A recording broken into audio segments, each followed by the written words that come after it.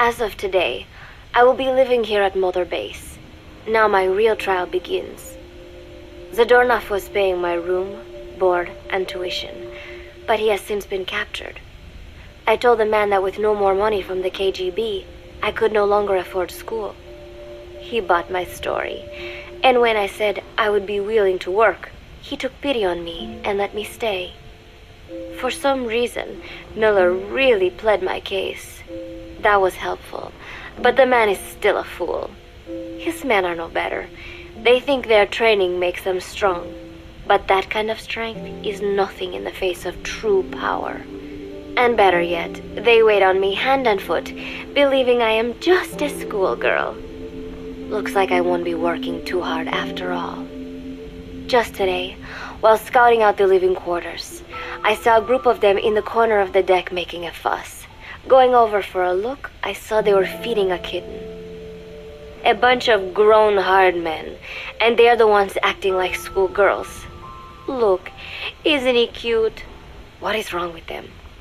Disgusted, I just nodded and smiled.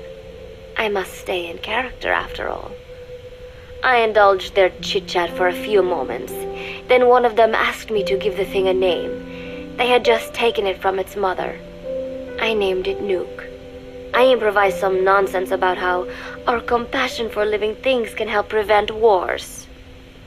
The men gave me a little fish. I held it out in my palm and the kitten happily ate it up. What a pathetic, feeble creature. It sickens me. Today, Chico invited me to go fishing with the soldiers. I suppose finding one's own food does have its merit, but I prefer not to be involved in such a degrading task. And their prattling on about fishing being fun is nonsense. I'm not here to find playmates. Nevertheless, distasteful as it was, I went along in order to maintain my cover. Chico thrust a fishing pole into my hands, and we went up onto the deck where several soldiers had gathered. They welcomed us warmly. With so few women aboard Mother Base, I'm treated like a princess. No one suspects I am neither a teenager nor a student. It was nice and sunny, with a gentle breeze and waves. As I cast my line and waited for a bite, the soldiers began to ask me all sorts of questions. As always, I answered according to our predefined scenario, feigning a smile.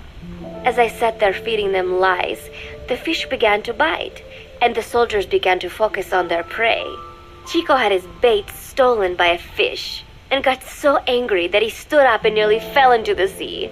Everybody laughed. It almost made me want to join in too. At some point, I got a bite myself. The instant after I felt that first gentle tug, the fish yanked the line with astonishing strength, and I let out a cry of surprise. I thought he was going to be huge. It was my first time fishing, and I was a bit flustered, so the soldier beside me helped by supporting the pole from behind. "Reel it in," they shouted. I nodded, turning the handle as fast as I could. I wondered what kind of fish lived below the surface, and thought back to the deep sea dives I had to do as part of training. Those were difficult days, but I remember finding the multicolored fish gliding through the water incredibly soothing. After a hard fight, I pulled it up. To my surprise, it wasn't even half a vara, rather anticlimactic. But I wasn't doing it for fun, so I wasn't the least bit disappointed. Nook was hovering nearby with an expectant look on his face, so I gave the fish to him.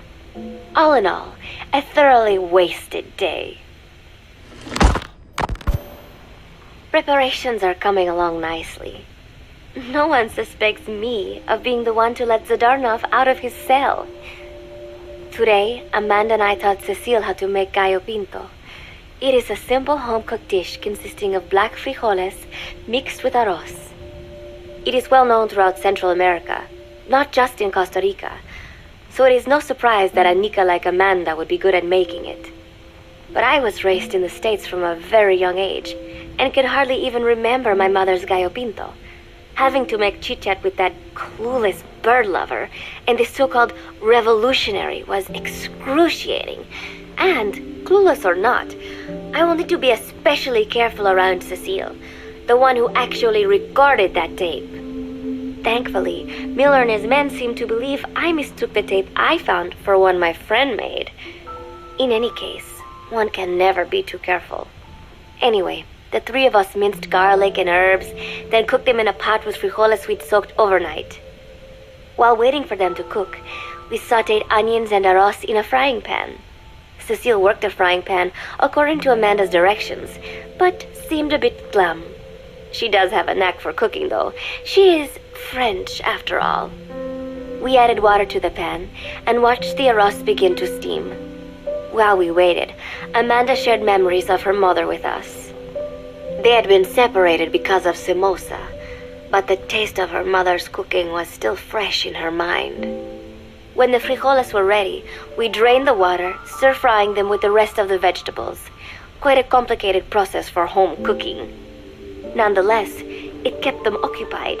The longer we sat and talked, the greater the chance of my arousing their suspicions. With women, it is not enough to just bat your eyelashes and giggle. It takes a lot of effort to divert attention. When the arroz was done cooking, we folded it into the frijoles and added salsa, stirring the mixture as it simmered. At this point, for some reason, the conversation turned to romance. Why does it have to be that way whenever women get together and chat? Cecile fancies herself to be well-versed in such matters, and gave Amanda all sorts of advice. It was harmless enough, until, to my irritation, she began pestering me whether there was anybody I liked. Not right now, I said, trying to dodge the question. But she pressed on. It's Snake, isn't it? I gritted my teeth and played it coy. Maybe. Cecile nodded and giggled. He is pretty sexy, isn't he? What a ditz! It's all I can manage to just survive. The thought of romance has never once crossed my mind. I have no interest in that kind of man. Soon enough, a rich aroma began to fill the room. The gallo pinto was ready. New came over and rubbed up against our legs, looking for a handout. Unfortunately, it was not the kind of food a cat would like. We let a few of the soldiers have a bite, and then headed off to the mess hall. The home-cooked flavor we'd achieved was a big hit with the men of MSF. Not that we are trying to impress them or anything. Even I could manage a dish like that. Snake enjoyed it too. Let me make this absolutely clear. I have no interest in that man. Football, or soccer as it is known in the States, is extremely popular here. It has not caught on yet in the US, but it has legions of rabid fans all across Latin America. These fans can get so rowdy that it is commonly believed El Salvador and Honduras went to war in 1969 over scuffles in a soccer match. In reality, tensions between the two countries were already high. The match was merely one of the sparks that set them off. But these people are so passionate about this sport that the story seems plausible. Predictably, many of the soldiers here are fans. They have apparently divided themselves into Costa Rican and Nicaraguan teams and started playing each other. To play, you need a ball and 2 goals. The R&D team built and set up simple goals on the deck. I had absolutely no interest, but Chico insisted that I come and watch. It was not a proper match by any means. The pitch was not even regulation size, but the players and spectators alike got pretty excited. They banged empty cans and shouted cheers through the handmade megaphones. It almost felt like carnival. Huey, the referee, blew a whistle to start the match. The soldiers' training has left them in excellent physical shape, but they lacked the honed skills of professionals and their play was quite rough. Midway through, one of the men collided with another. They started shouting at one another, but Huey stepped in. I thought we had forsaken our countries, become one with the earth, he said, quoting Snake. We are not competing for national pride here, and we are not fighting for the good of any one country. This is not a war. Soccer is a peaceful sport, am I right? The soldiers nodded. They know the pain of war, and they share Snake's vision. Perhaps that is why all this resonates with them. Team Costa Rica was down a man, and somehow I was picked to fill in. Costa Rica had the advantage up until that point. I suppose Huey wanted to keep it balanced. The soldiers agreed with Huey's call. Maybe the Costa Rican players felt an even matchup would be more fun too. I could not be bothered to run at first, but chasing the ball out there in the hot sun, I was soon drenched in sweat. Before long, I found myself actively seeking out the ball, partially out of desperation. I picked up a loose ball deep on the opponent's side of the field. Even though he's Nicaraguan, Chico cheered me on, yelling, "Go for it, shoot!" I launched the ball as hard as I could, only to have it blocked by the keeper. Disappointment only increased my determination. In the end, I didn't score a single goal, and Costa Rica gave up its lead. It was really close though. We congratulated each other on a good match and sprawled out in the shade on the deck, exhausted. The ocean breeze felt so nice on my sun-soaked body. Nuke came over. It is one of his favorite spots, and stretched out next to me. And together, we watched fluffy white clouds drift lazily across the clear blue sky. It was lovely out today, so I decided to sun myself in a lounge chair up on the deck when Strangelove came up to me. Despite the heat, she was in her usual long sleeves and pants. I waved at her. She looked away and mumbled, "Hello there. Fancy meeting you here." I asked if she needed anything, feeling her eyes creeping up and down my body like she was savoring it. Finally, she swallowed and said, "You have such beautiful skin." Bewildered, I shook my head and said, "No, not at all. I had heard rumors that she was a lesbian, but she couldn't be after me, could she?" She continued to stare and said, "No, it is beautiful, but you must not let yourself get so tanned." And then she took my hand in hers. "What is wrong with a little sun?" I asked, trying to cut the conversation short. But she shook her head violently. "No, you mustn't. A young lady should take better care of her skin." She was acting strangely now, as if aroused. She lectured me on the perils of tanning, how it ages skin, causing wrinkles and spots, and in the worst cases, even skin cancer. I knew already that tanning could cause spots, but I thought only pale-skinned Anglo-Saxons had to deal with that. Having a scientist tell me it causes aging, though, that spooked me a little. If I am to keep playing the teenager, I will have to start paying more attention to my skin. Sensing my anxiety, she took a small tube from her pocket. She said it was the sunscreen she always used. She told me to keep it. I didn't know what to say. I was more than happy to take it, but exactly what were her intentions? Was she merely being nice? Or is she really into me? Either way, there was no reason to refuse, I suppose. I have undergone training. An out-of-shape woman does not pose any real threat to me. Having power means not being afraid. It is the same on a global scale. A country with nukes can dictate terms to a country without them. I thanked her and took the tube. Then she offered to put some on for me. She squirted some lotion onto her fingers and began rubbing it into my chest. It happened so suddenly, and I was so taken aback that I did not even think to protest. She caressed my stomach with her long white fingers, then slid them upwards between my bikini-clad breasts. "What? Wait," I sputtered as her moist eyes met mine. She was beautiful. Somehow, I found myself captivated by this woman more than 10 years my elder. "Hold still," she whispered in my ear.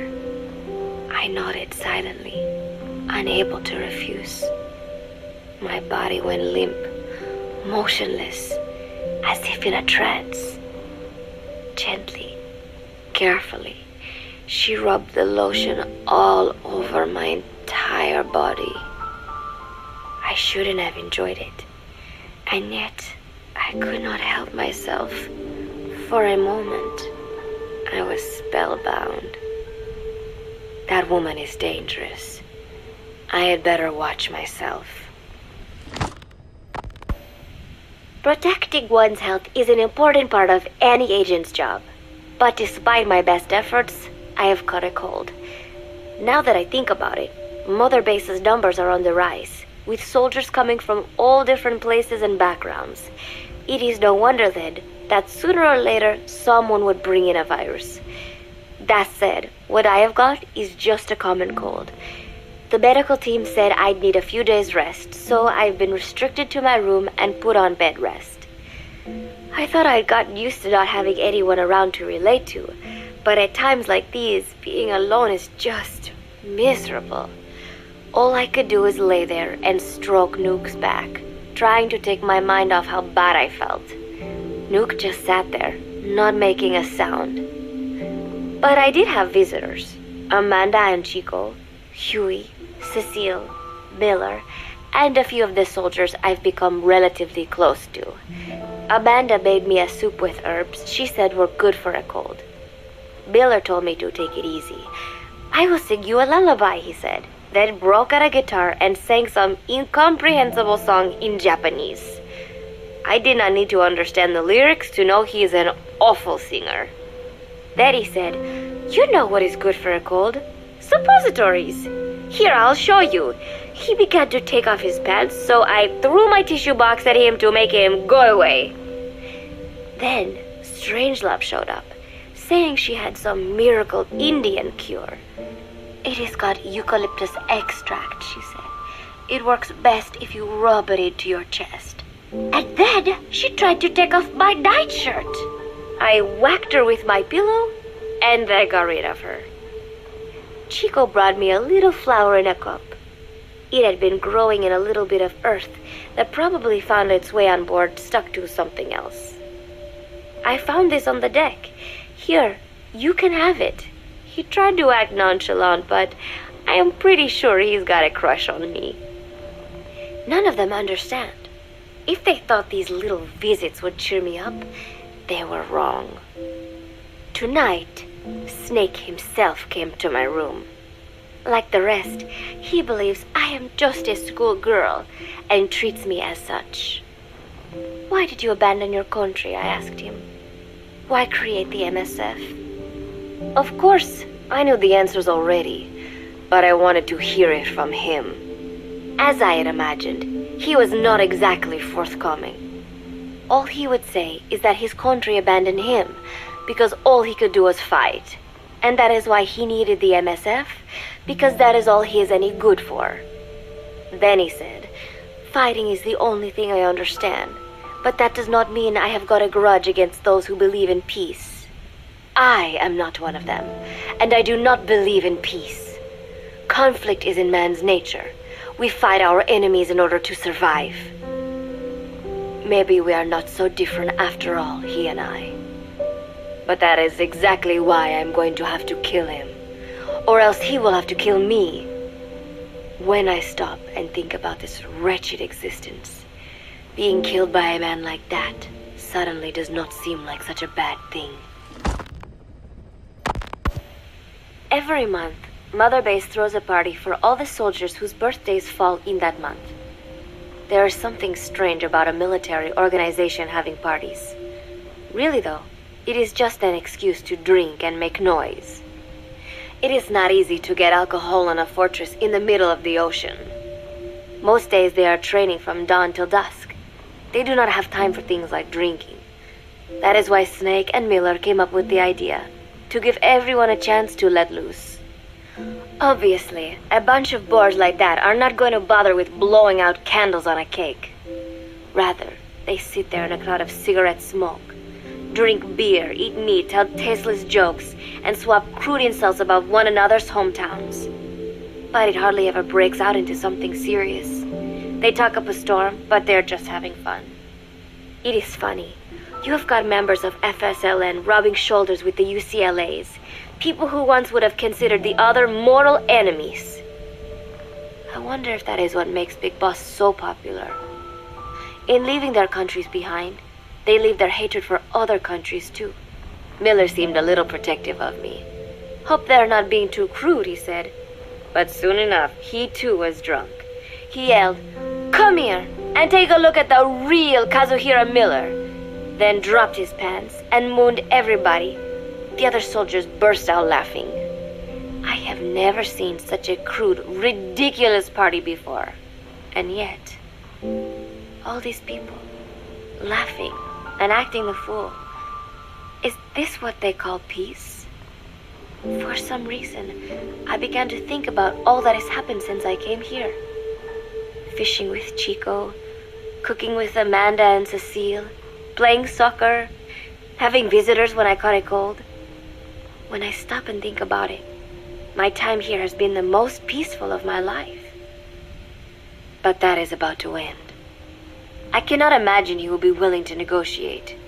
It seems I am to fight the legendary Big Boss. I do not know if I'll be able to beat him, but if I have to choose between death and defying Cypher, I will gladly choose death. The thought of dying does not scare me, but if I disobey my orders, the fear and despair awaiting me will be far worse than anything I can imagine. It was Cypher who took me in as an orphan, gave me food and a place to live.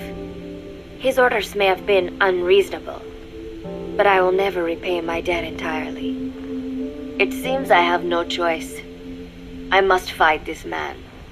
I must fight Snake. Do you know Miller, Snake's right-hand man? Apparently has got at least one serious weakness. He is an insatiable womanizer. He does not bother me, most likely because he considers teenagers off limits. But he has hit on every single one of the few female soldiers here at Mother Base. They ought to be telling him where to stick it, but end up falling for it so easily. I think some of it stems from the fact that he is actually not that bad looking. Anyway, today, that nasty habit got him in trouble. He and Snake got into one of their rare fights, and I was there to see it. They burst out of the showers, completely naked, trading punches. I am no child. The sight of a naked man does not make me blush, but this was something else. "Maybe this'll teach you," Snake yelled as he slammed his fists into Miller's chest.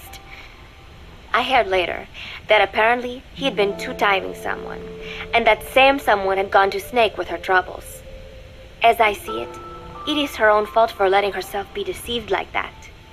If she is too dumb to see through Miller's lies, then she got what she deserved. But this was not the first time it had happened, or the second, and Snake read Miller the riot act.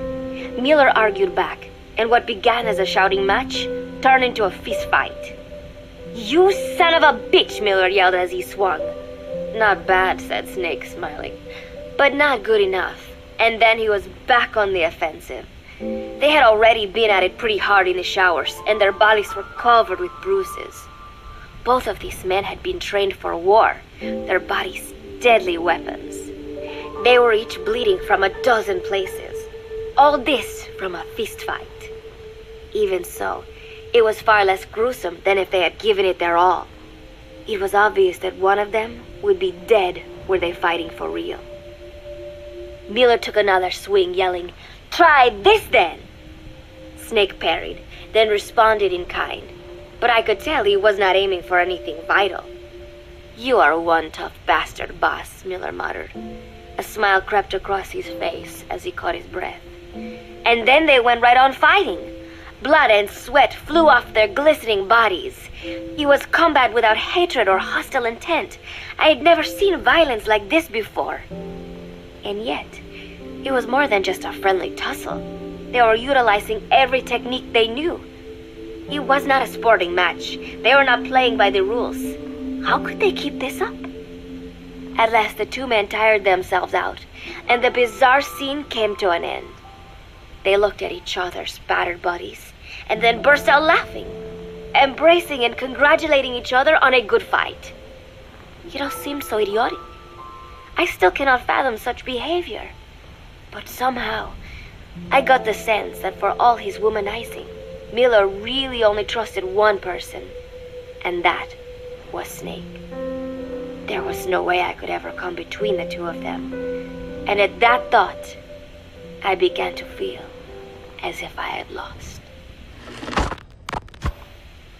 All of Mother Base is preparing for a festival. Since Snake and his soldiers spend so much time fighting, they are setting aside one day a year for peace and relaxation. I do not know all the details, but apparently that is what Snake and Miller decided. These soldiers love the idea, of course. There is so little fun to be had here that everybody looks forward to events like these. That is all well and good, but somehow I got roped into getting on stage. Come on, we even both have peace in our name, said Miller. And Zadarnov, that old Ruski's name, has something to do with peace too, right? Hey, as long as we are having a day of peace, we ought to get an act together. The Three-Piece Band. I thought he was joking. He then proceeded to share his idea without bothering to check with me. And now, I am slated to sing. Apparently, he had heard me on the deck one day, and since then he's wanted to form a band. Everybody's looking forward to it, so there is no way for me to back out now. I have never done anything like this, but it does feel kind of nice to know that people are looking forward to it. I mean, it cannot be any worse than Miller's singing, but modifications to Zeke are already finalized, and I must complete my mission. Betray Cypher now, and I will face a fate far worse than death.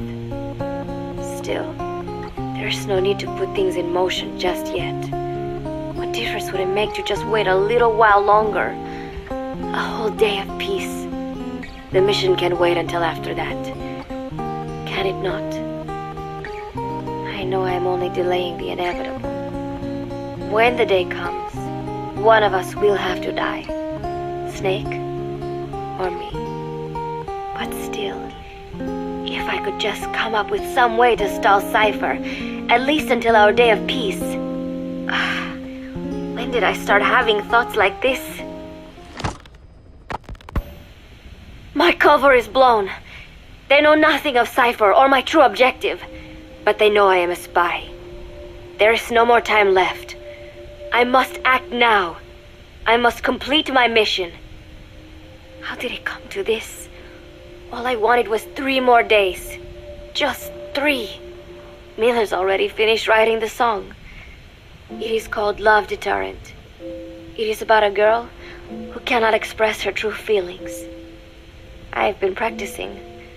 I am no pro, but I was pretty sure I would do a decent job. And now this.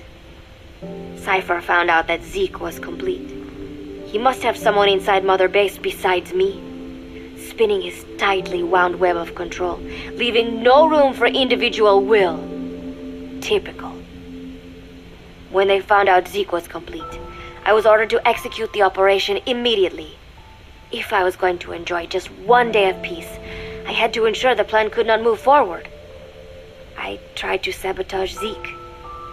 I thought by damaging the drive system, they would have no choice but to delay their plans. I waited until midnight, and then snuck into the hangar. There would be trouble if it looked like sabotage. I selected one of the drive system's load-bearing parts and carefully worked to warp its shape. The leg's drive system requires a high degree of precision to operate. Even the smallest deviation would have done it. Then, Chico walked in. Maybe it was one of those nights where he could not sleep. In any case, he saw me, panicked, and took off running. It would have been easy to kill him, but I could not. I know he likes me. It is not as if I would ever have an interest in a child like him, but I could not pull the trigger. Not at him, not in the back. Will he tell them? Or is there a chance he will keep it a secret? Protect me? No. He knows now. Knows I am not who he thought I was. He ran without even questioning what I was doing. There is no chance he does not know. And soon, all I have built here will end. And if Cypher has another agent among them, if he finds out I tried to sabotage Zeke, this place will no longer be my heaven, then it is settled. I make my move now. Chico walked in before my sabotage was complete, so Zeke should still be operational. It might not run at full speed or power, but I do not have time to fix that. Without Zeke, I do not have a chance in hell of winning. I must act fast before Chico sounds the alarm. I knew it would come to this. I just did not think it would be so soon. It is time, Zeke. Metal Gear Zeke. Activate.